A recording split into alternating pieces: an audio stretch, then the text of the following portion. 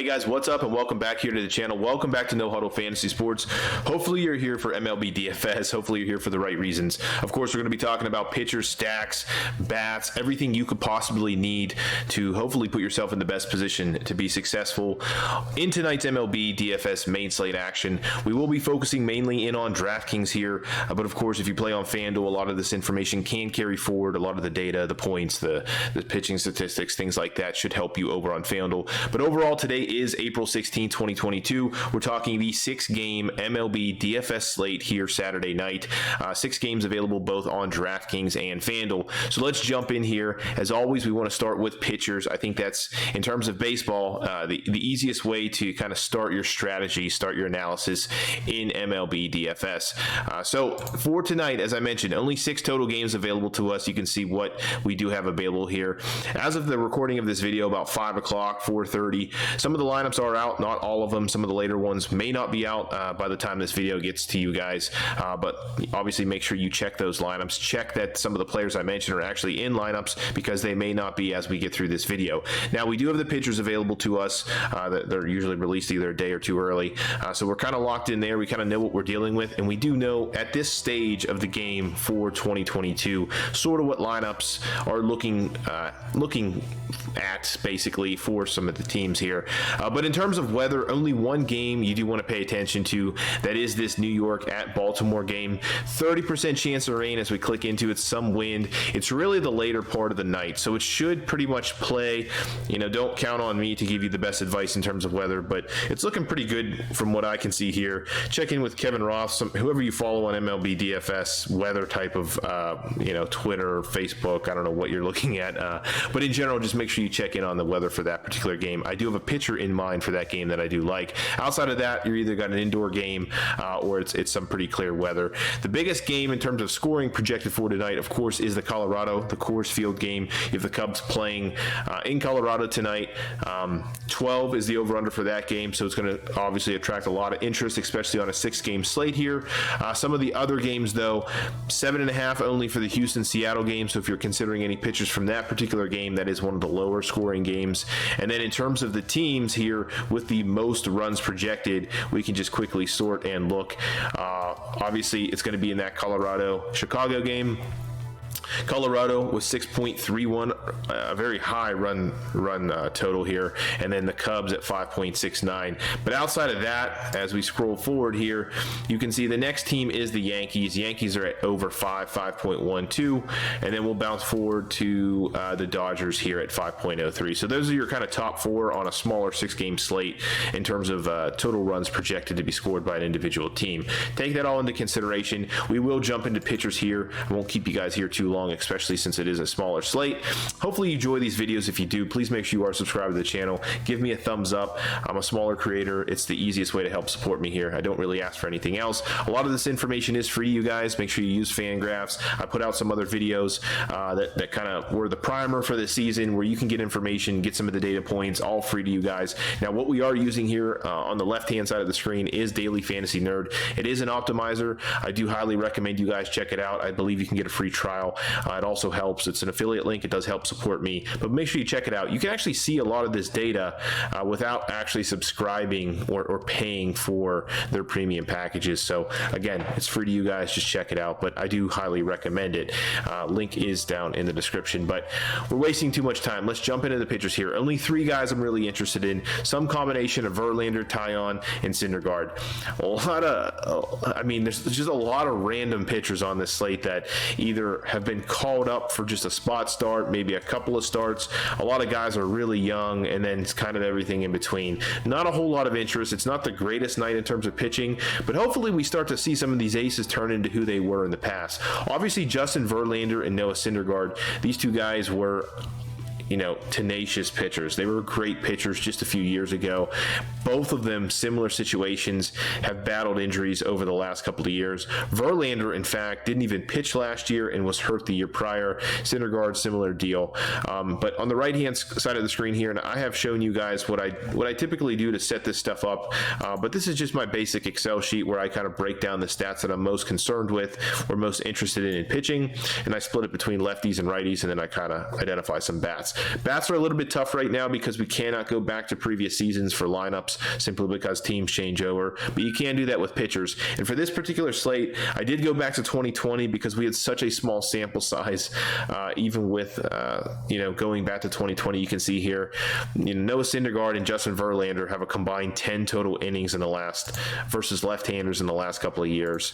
And then you flip over, Verlander and Cindergard have 8 total versus right-handers. So really hard to use them for anything here, especially some of these other guys. You can see Hunter Green only 2 versus lefties, 21 innings versus Wells, or versus lefties for Wells here. But focusing in some of these pitchers, I did want to, kind of point out some of the guys I'm interested in attacking first, because, as I mentioned, Cindergard and Verlander here don't have a lot of information, don't have a lot of data to back up, really utilize here as we move forward in selecting them. But obviously we know who they are. They were former aces. I will say the good thing about Verlander here, he did throw 80 pitches, looked pretty good in his first outing. Went 5 innings, only gave up 1 run, had a good number of strikeouts, 7.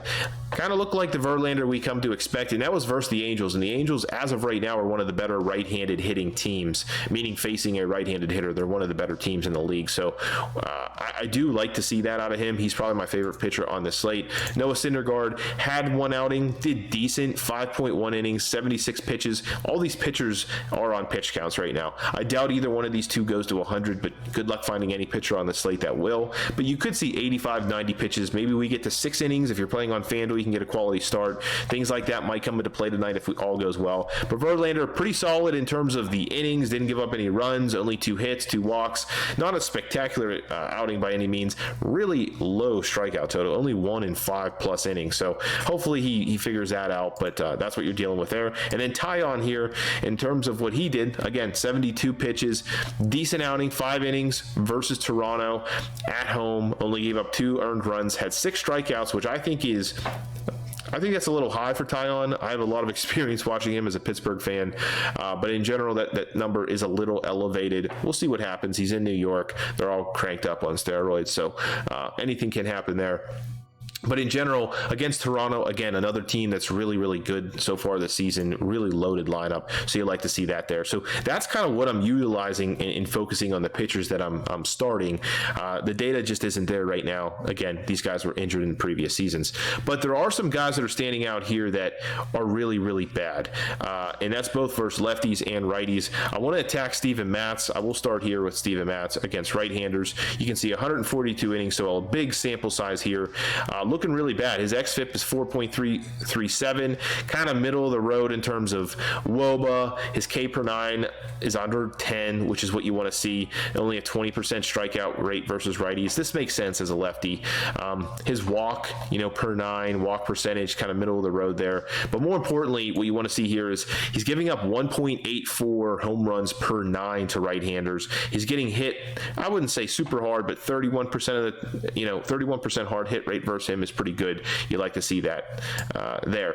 And then the other guy I want to mention very quickly here, and that's kind of a one-off. So you want to take right-handers versus Steven Matz, of course, but some of these other guys, obviously, and I'm going to probably butcher his name, Senzatella for Colorado. His numbers are always going to be elevated because he is a Coors Field pitcher, but nothing looks great here. 4.79 xFIP versus lefties, and you flip over against right-handers here, and you're looking at a 4, so not much better there. Kind of middle of the road, a little bit of an elevated number. He does keep the ball in the park as far as I can remember here. Home runs per 9, 1.33 versus right-handers. And then as we scroll over here versus lefties, you can see that number is 0.69. So he has a good ground ball rate. Maybe you want to attack him. He's definitely a guy you do want to consider, obviously, in Colorado, pitching at home. The Cubs, I'm not too fond of them so far this season, not really coming into the season as a team I wanted to always stack. But in general, I do believe you can attack him there. And then there's other guys, right? Other guys you want to consider on this. I do like the St. Louis Cardinals. They're a hot team right now. But Hauser so far, you can see versus lefties, 5.15 xFIP. And as we scroll over here, basically lit up red. Everything stands out. Not a great strikeout guy, meaning a lot of contact happening. Only a 27% hard hit rate, and then his home runs per 9 are above 1, but kind of middle of the road there. Still a guy I want to attack. With lefties, if I can, from St. Louis, they're a very, very heavy right-handed team, but I'm still very interested in them versus him there. And then, again, we can bounce over here. A little bit better versus right-handers. Of course, he is a right-handed pitcher, but again, the big thing here, very low strikeout totals, only a 19% strikeout rate, 6.75 Ks per 9. So those are guys that I think stand out here. And if we come over here to the optimizer and just kind of flip it, right, we want to see who they're projecting to be some of the worst pitchers on the slate. It's going to line up here. So Sensatella, obviously for Colorado, both of the pitchers in Colorado right now. Mark Leiter, and there's or Leiter, I should say. I think that's how you pronounce it. Not a lot of information. It's the only reason I haven't mentioned him yet. I couldn't find any data points that were worth kind of bringing up on an Excel sheet here for you guys, but definitely a guy you want to consider. And then Tyler Wells is another guy, but you can see Hauser is kind of lit up here as one of the bottom 5 pitchers on this slate. So he's definitely a guy we want to consider taking bats against for sure, and that's lining up with what we're seeing. Tyler Wells, though, if we want to kind of compare what is available for him, which is not much, and this is the only reason I admit, only 21 innings, but has not looked super good. Does have a good strikeout percentage versus left-handers so far on the season, 33% strikeout rate. That's really good, but versus righties, of course, you're going to see that number had a turnover, 37 innings. Again, not a huge sample size, but a 4.55 xFIP, and that strikeout rate goes below 10 per 9 and only 26%, which does make sense. So some of the teams, though, I think that are worth stacking, all things considered there, and we will break down some of the stacks here. Obviously, Colorado and Chicago, I'm not going to spend any more time talking about them. If you want to attack Coors Field, go ahead and do it. Just be aware on a 6-game slate, there's going to be a lot of ownership in that particular game. But I do definitely want to go with the Yankees. I think the Yankees are in a great spot tonight. It is lining up. 5.12 is their total in terms of a stack, or in terms of a team in runs projected by Vegas. But as we mentioned, if you want to attack Tyler Wells, he's a young pitcher, does not have a lot of information or a lot of data that we can go off of, but certainly is a guy that struggles versus right-handers in what we do see so far. And then you have the Yankees themselves that are just absolutely loaded with right-handed power in Stanton, in Judge, players like that. Dodgers are just kind of always a good play versus Cincinnati. Hunter Green is the pitcher for Cincinnati. I have literally no data on him. Only a couple of innings under his belt so far, and it's this season. Previous seasons, not really a lot there. Dodgers, one of the better teams in baseball right now versus right-handers, so I do like that there. And then the Angels. The Angels are coming off of a really hot night last night. Ohtani, I believe, had 2 home runs, but as a team overall, really good. They're playing in Texas tonight, so you do typically, when you want to stack, if you can, it's not absolutely necessary, but if you can stack a team that's an away team, you're guaranteed that extra at bat. So I do like the Angels tonight. I mentioned them already. Versus Texas here, they're playing Taylor Hearn, a guy that, whether you're focusing on lefties or righties, he is a right-handed pitcher. Angels are loaded. I'm sorry, he is a left-handed pitcher. Angels are loaded with right-handed bats, and him versus right-handers is just not that great. So again, focusing on what we were able to pull, 85 innings, so we do have a good sample size over the last couple of years. 5.06 is his xFIP there. Very middle of the road when you talk about whip, average, WOBA, things like that. Does not strike out a lot of guys, under 20%, under 10, really under 8K per 9. Does walk a lot of guys, which is, again, another good thing in terms of stacking against him you like to see. And then nothing crazy in terms of home runs per 9, 1.27 there, but he does have a very, very low ground ball rate at 36%. So that means the ball not only is in play because he's not striking out a lot of guys, right-handers that is, but it's also flying, right? It's not a ground ball type of pitcher. So I do really like the Angels tonight, probably my favorite stack overall, but that's what we're looking at. And then I did mention St. Louis is kind of my off stack that I'm considering. They seem to just be really hot this year as a team. Very, very right-handed heavy, of course, versus a right-handed pitcher here. I talked about attacking Hauser, so I do like St. Louis here. And then we'll throw out some random bats. You guys, again, can check out this optimizer. I'm not going to break down every single team, every single play, every single matchup here. But in terms of the bats that they like kind of standing out here, Trout, Judge, Suzuki, Turner, and Bryant are the top 5 in terms of projections. And then in terms of value, the values that they have right now. And again, you can see here the lineups are not out. There are a couple of guys that are going to pop real quick. They may go away depending on where they're hitting in the lineup and if they're in fact even in a lineup. So make sure you guys check this. But as of right now, I'm going to probably butcher this guy's name. Trejo, Aquino, Hilliard, Velasquez, and Drury are the top 5 values on this slate.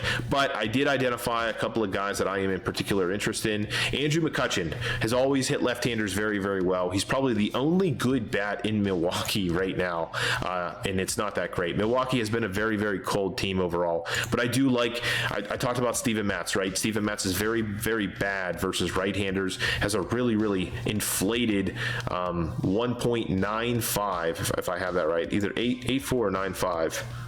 1.84 home runs per 9 versus right-handers. So I do like Andrew McCutchen, a guy that has always matched left-handers his whole life, versus Steven Matz, a guy we've identified we want to attack. Mike Trout is Mike Trout. Has a good, split here, right versus left. You can take him versus anybody, of course. Charlie Blackmon, $3,700, I believe, is a little bit too low for him. He's been an excellent hitter his whole career in Colorado. Obviously, it's the beginning of the season, so he's been a little slow, but he's coming off, a hit last night, a double. Had a walk. He did try to steal, so you like to see obviously guys that are going to be attempting to steal, but I do like him versus that lighter, whatever you say there, left on right in Colorado. Of course, he's going to be a popular option. I talked about some of the values just a second ago, and Aquino, if I'm pronouncing that correctly, is one of those values that was identified. He should be hitting second. We'll see how that plays out. If he in fact is in a lineup and hitting second at $2,000, kind of set and forget. It's just going to give you a free square there. Good matchup in terms of splits. I do like it. It's basically just a value play that you can get in really, really cheap over on DraftKings. And then Rendon, I talked about the Angels. I really want to get a part of the Angels, but if I'm picking off some certain bats, obviously Mike Trout is in play, but Rendon is definitely one of the guys I'm considering. Whole career has hit lefties very, very well. In an excellent spot here, hitting third for the Angels. Definitely a guy I'm liking. And then last but not least, I'm going to keep playing Cody Bellinger under $3,000. Yes, I realize the last couple of years he has not been that great, but in general, he has shown the ability to be an excellent power hitter for the Dodgers since he's basically been called up and been a part of that roster. So I think it's a little bit too cheap. That roster is just absolutely loaded. So obviously he's hitting towards the bottom. He's been hitting 6, 7, or 8. But in general, I do like him under $3,000. I think he's a guy that can really, really hit value, really, really pop off with just a couple of swings of the bat. Obviously was a guy that was in the home run derby just a couple of years ago. So we'll see how it plays out, but he is a guy that I definitely like for value. So hopefully I didn't waste too much of your time there. Hopefully you find this information informative. Please make sure you do check out Daily Fantasy Nerd. Definitely the best optimizer, at least in my opinion. Usability, things like that. Gives you all the information you could use or could need to set your lineups. But in general, hopefully these videos are helpful. Please make sure you are subscribed to the channel. I will catch you guys in the next video.